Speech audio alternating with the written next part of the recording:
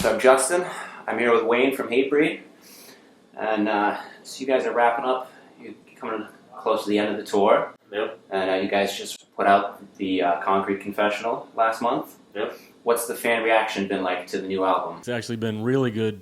I think it's probably been the best reaction of all the albums I've played on since I rejoined in 2009. So, and the people are singing along with all the words already. It just came out, like you said, not even a month ago, something like that. Yeah, and it's great. And I love the album too myself. So it's been a really good tour too. It's awesome. How much input do you have in the writing of material?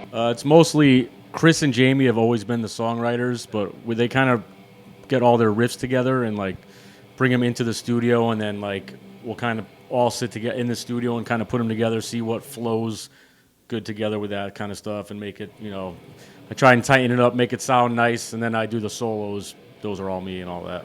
How much has that process changed over the last 15 years of the band? The only thing that's probably different now is with the technology. Sometimes we don't even have to be there all in the same room because it's, done by, you record a track. We'll even do like a drum machine sometimes to demo the stuff instead of getting together in a rehearsal, in the basement actually, and the drummer's old basement and write the songs there as a full songs. And just instead we just go right in the studio, do pre-production, and just kind of put everything together. And then we can listen to it with a drum machine first to see how we want it, change some stuff. And then when we kind of get a basic idea, then we go in with the real drums, and then Matt puts the drums down, and then we do it like track by track. What's your favorite song off the new album? I like AD a lot. AD, probably Looking Down the Barrel, and Slaughtered in Their Dreams. Those are all great. 80's the first track, Yeah. right? It hits you hard right from the start. So you guys have been doing almost a month, just nonstop, almost no days off. Right. And what's it like, having a schedule like that with no breaks? It gets kind of rough, but we're used to it. We've been doing that for so long.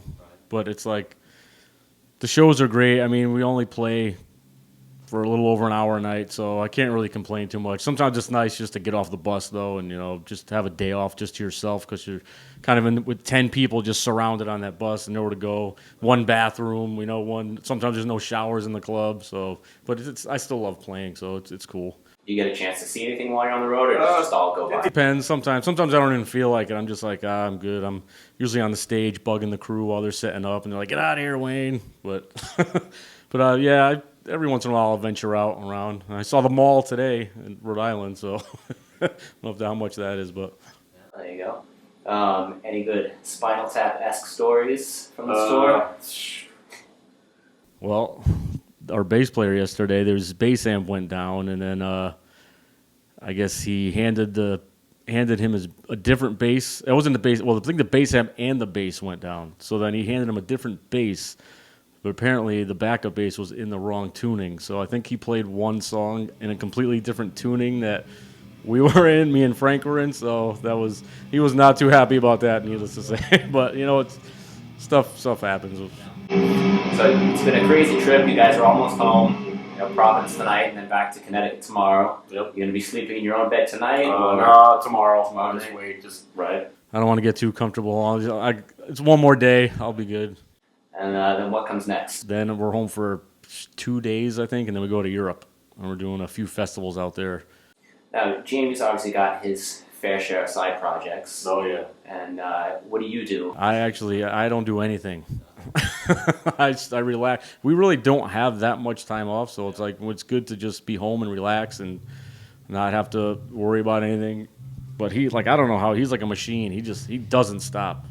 Like this, we have 2 days home, but he's flying out the next day to England to host like the Metal Hammer Awards or something. So it's like, I'll take my 2 days off. We're right back out. Especially now that the new album's out, we go nonstop anyway. So where do you see Hatebreed in another 10, 15 years from now?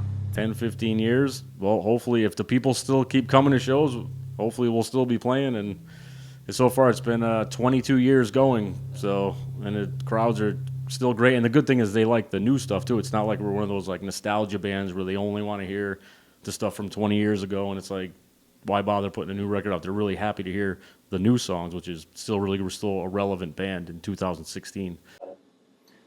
And most importantly, Kiss Alive versus Iron Maiden live after death. Well, Kiss was the first band I ever got into, but I've heard that technically wasn't even a real live album. It was like a studio, but I don't know. That's tough. It's really close. I'm gonna go with Iron Maiden. I don't know if that's my real thing. It might change, but as of right now, I'm just gonna say Iron Maiden. Yeah, it might be different tomorrow, but. All right. Awesome, Wayne. Have a great show tonight. Thank you, man. Appreciate it. Thank you.